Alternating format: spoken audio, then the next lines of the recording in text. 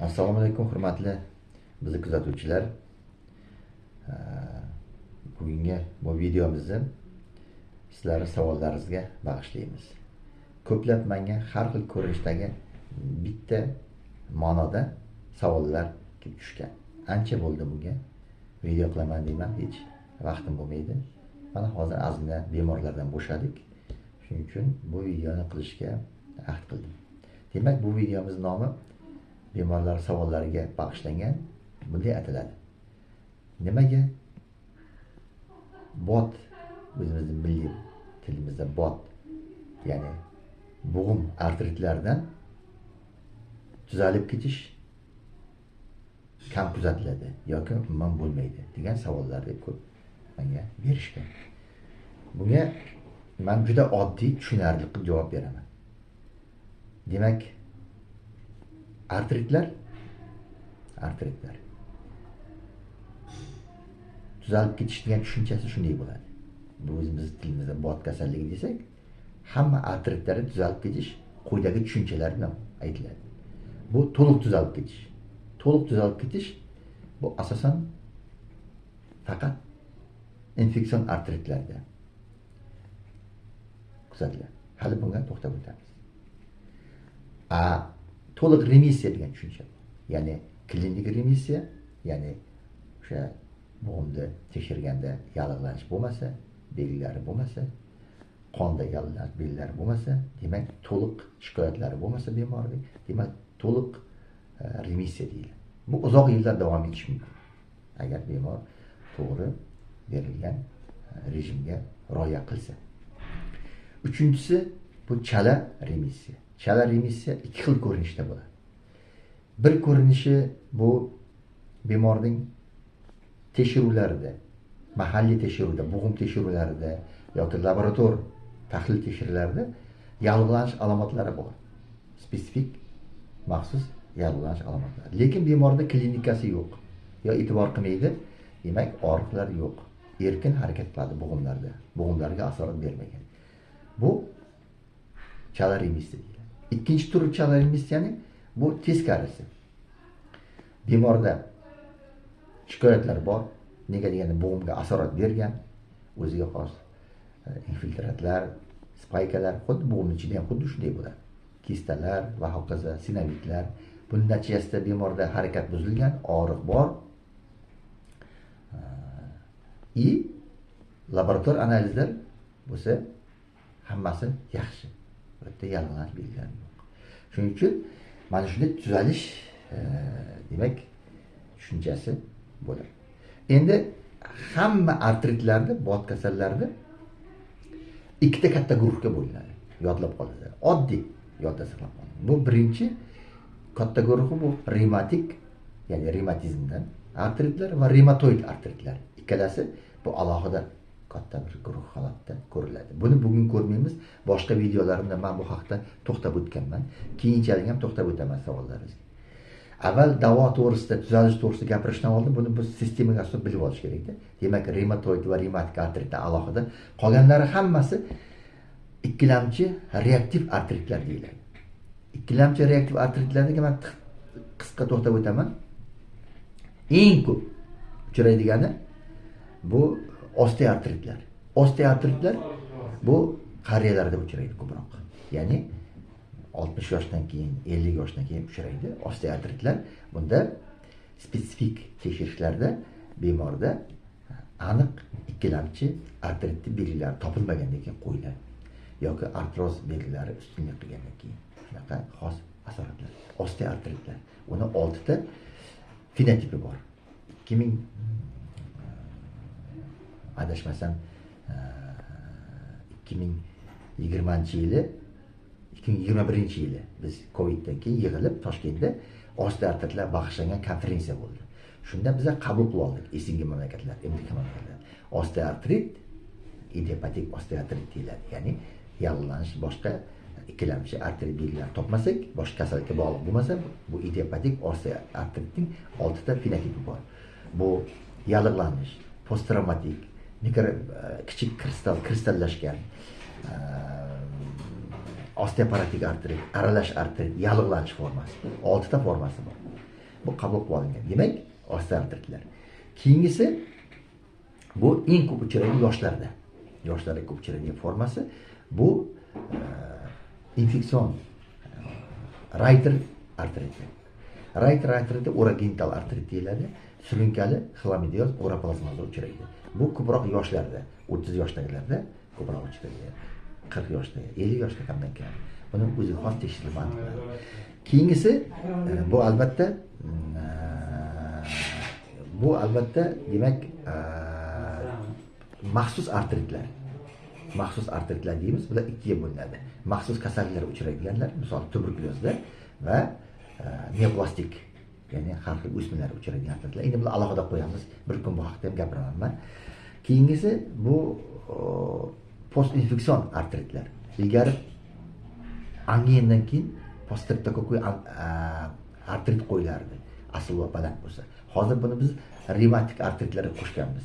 Klassifikatsiya 2010 jahon sog'liqni saqlash kasalliklar bo'yicha klassifikatsiyasidan keyin.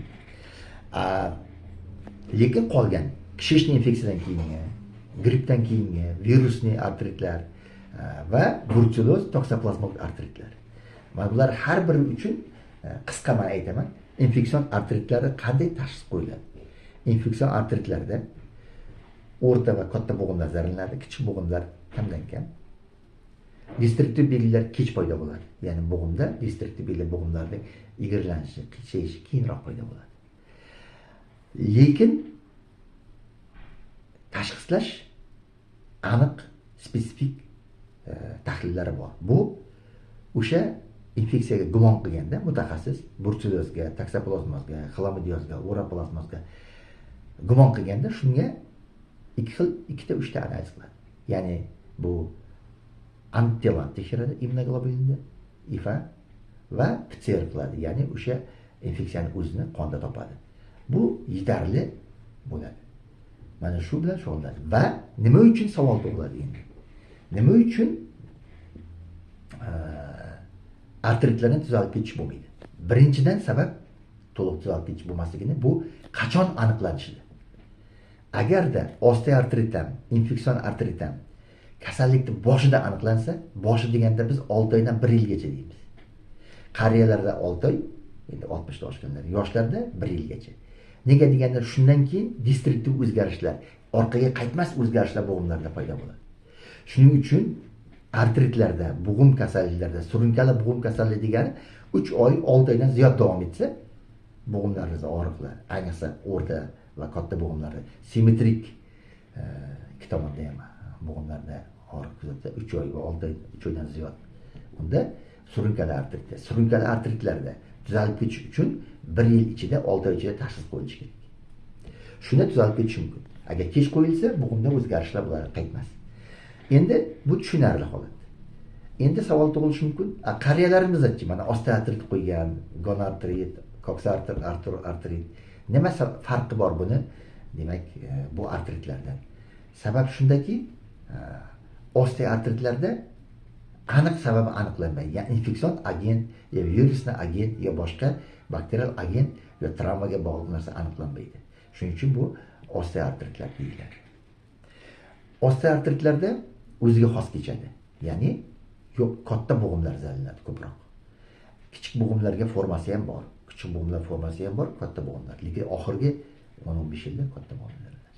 Bunda umuman tog'ayda, bo'g'imning ustidagi tog'ay to'qimada, suyakda, epifizda, bo'g'imda epifizda ikkita guruh, katta guruh hujayralar bor. Bular barpo qiluvchi, yediruvchi.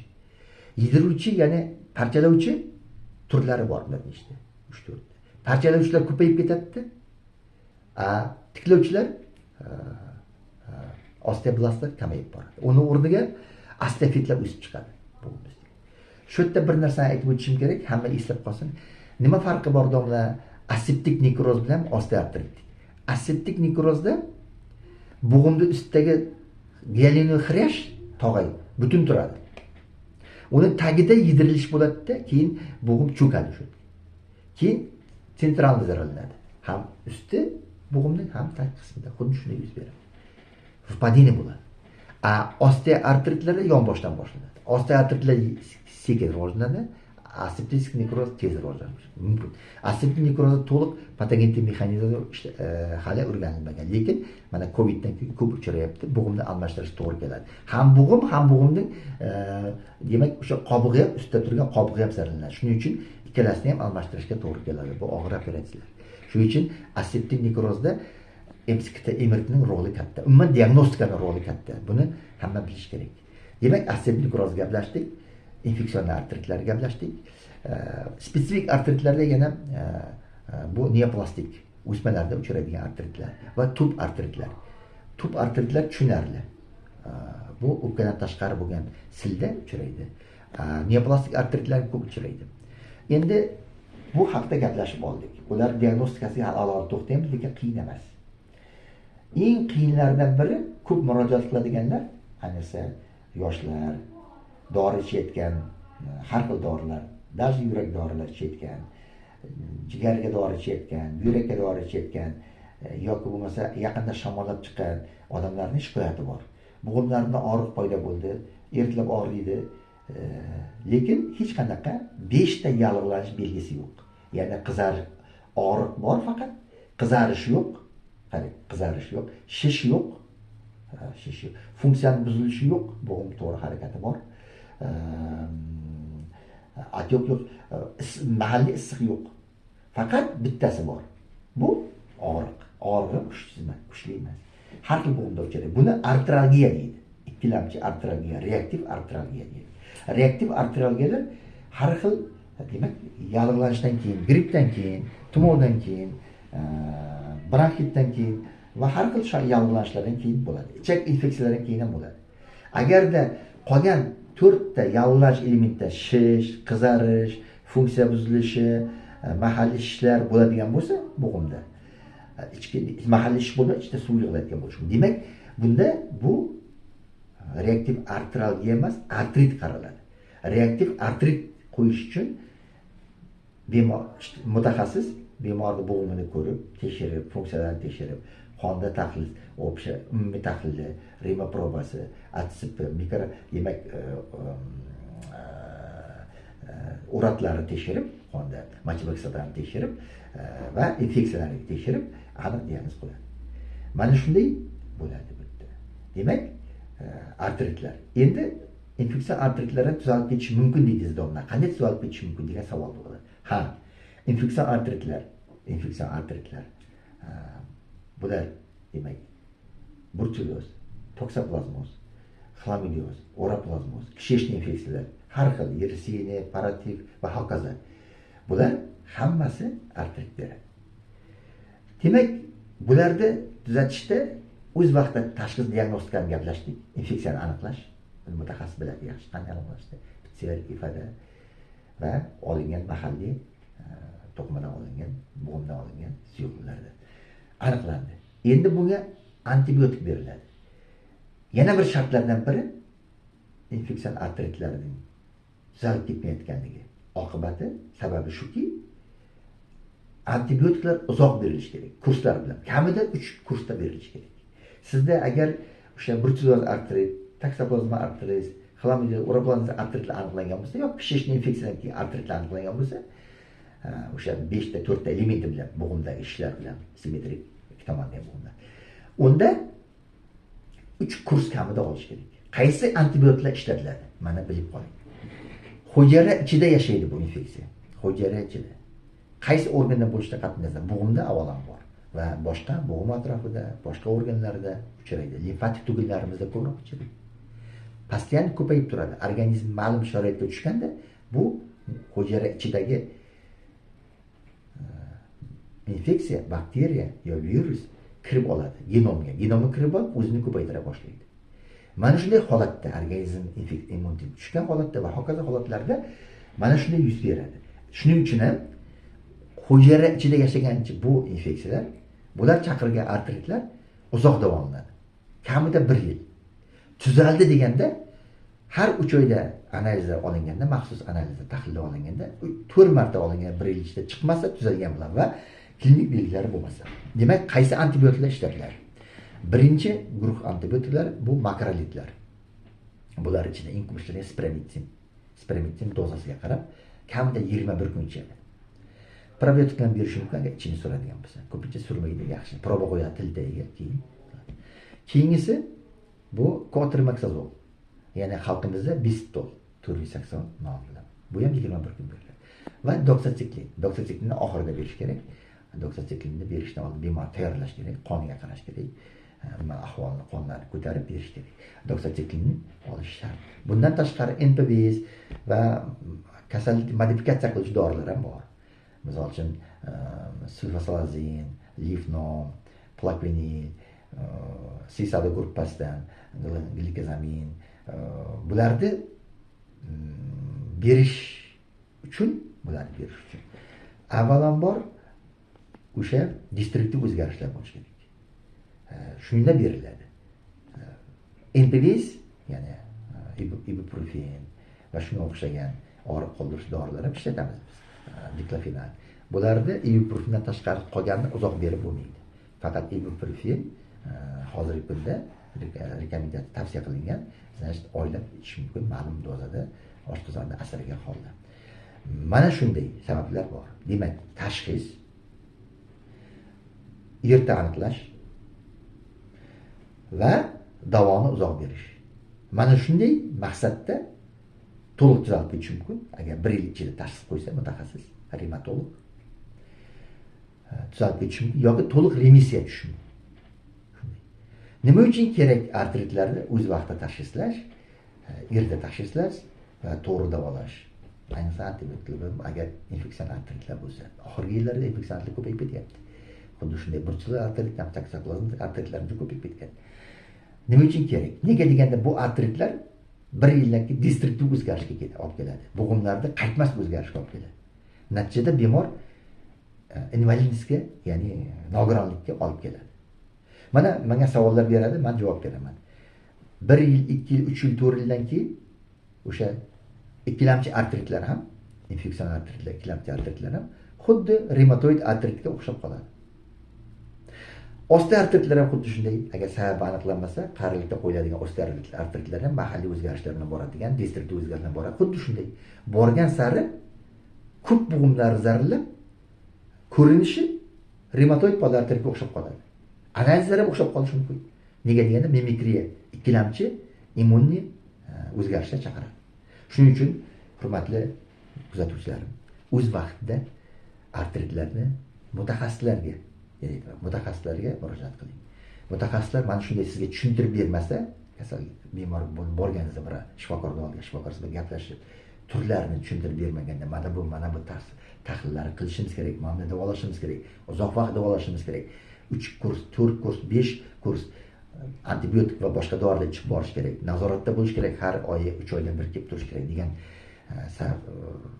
shartlarni bajarishingiz kerak. Shunda tuzalib ketasiz, men ishonaman. Doimo sog' omon bo'ling. Menga murojaat qiling. Menga telefon qiling. Men sizga yordam beraman. Yo'l ko'rsataman.